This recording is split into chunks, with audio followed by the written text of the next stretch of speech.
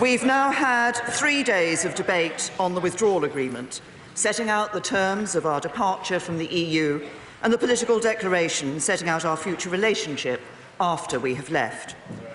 I've listened very carefully to what has been said in this chamber and out of it.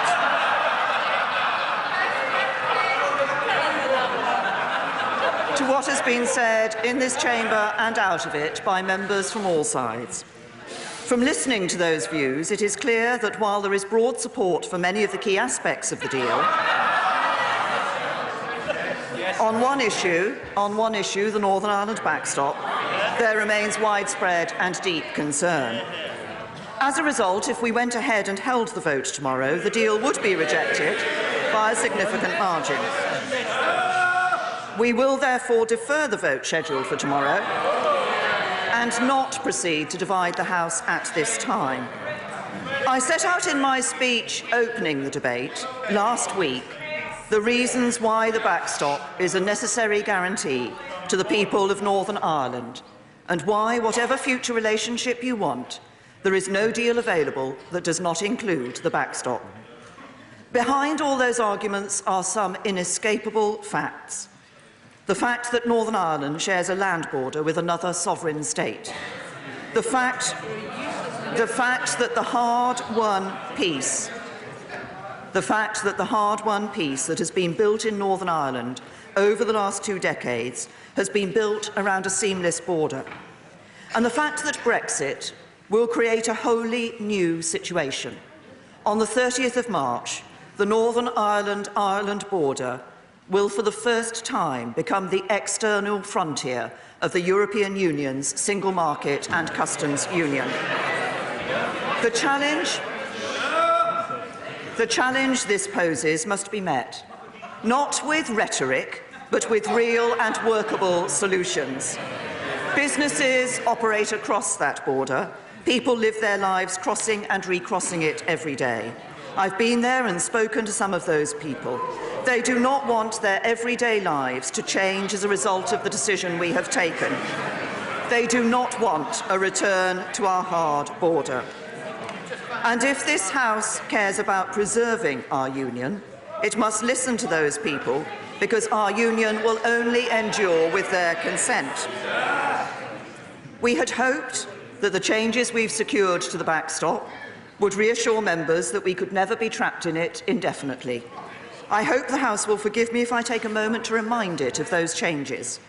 The customs element of the backstop is now UK-wide. It no longer splits our country into 2 customs territories. This also means that the backstop is now an uncomfortable arrangement for the EU, so they won't want it to come into use or persist for long if it does. Both sides are now legally committed to using best endeavours to have our new relationship in place before the end of the implementation period, ensuring the backstop is never used. If our new relationship isn't ready, we can now choose to extend the implementation period, further reducing the likelihood of the backstop coming into use. If the backstop ever does come into use, we now don't have to get the new relationship in place to get out of it.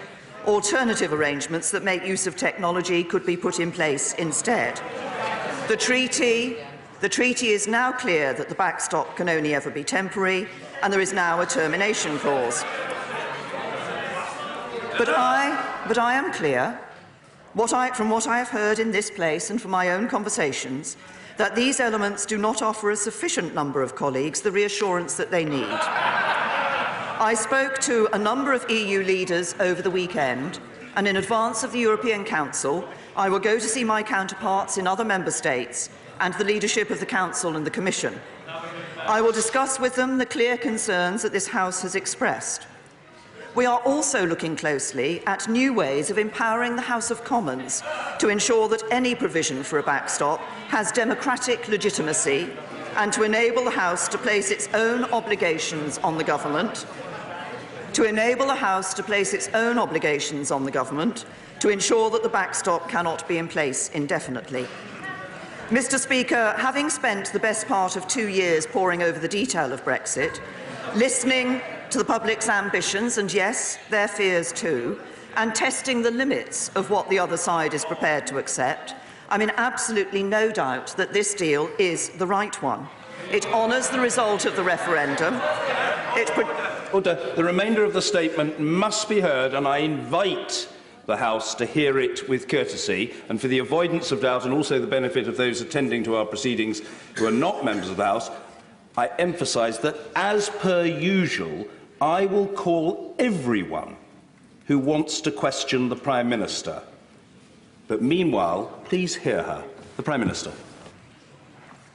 It honours the result of the referendum, it protects jobs, security and our union, but it also represents the very best deal that is actually negotiable with the EU. I believe in it, as do many members of this House, and I still believe there is a majority to be won in this House in support of it if I can secure additional reassurance on the question of the backstop. And that is what my focus will be in the days ahead. But, Mr. Speaker, if you take a step back, it is clear that this House faces a much more fundamental question. Does this House want to deliver Brexit?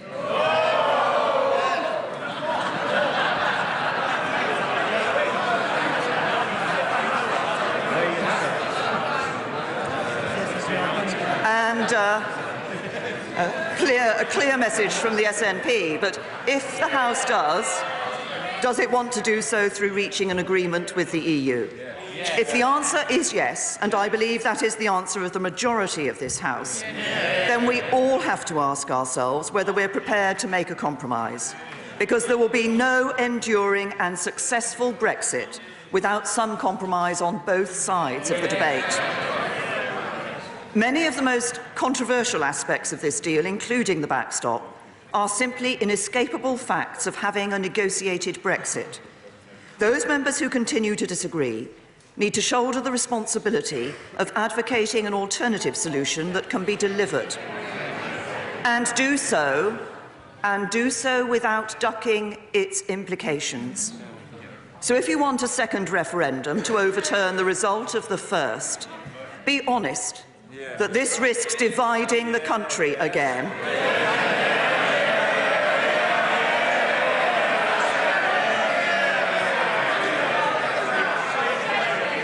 Be honest that this risks dividing the country again, when as a House we should be striving to bring it back together.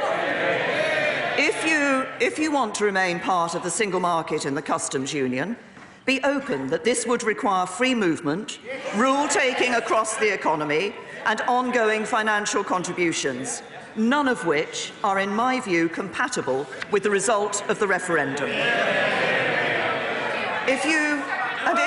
If you want to leave without a deal, be upfront that in the short term this would cause significant economic damage to parts of our country who can least afford to bear the burden. I do not believe that any of those courses of action command a majority in this House. But notwithstanding that fact, for as long as we fail to agree a deal, the risk of an accidental no deal increases. So the government will step up its work in preparation for that potential outcome, and the Cabinet will hold further discussions on it this week. The vast majority of us, Mr. Speaker, accept the result of the referendum and want to leave with a deal. We have a responsibility to discharge. If we will the ends, we must also will the means. And I know that members across the House appreciate how important that responsibility is. And I'm very grateful to all members on this side of the House, and a few on the other side too, who've backed this deal and spoken up for it.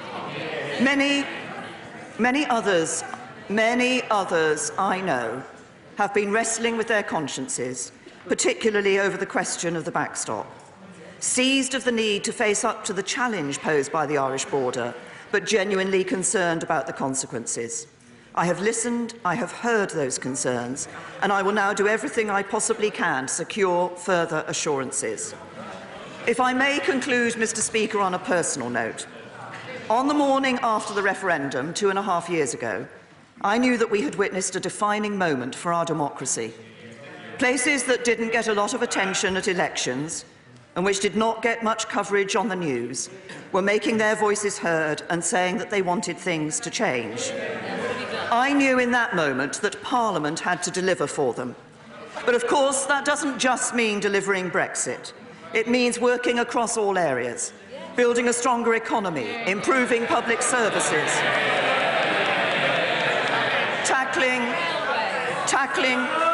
tackling social injustices, to make this a country that truly works for everyone.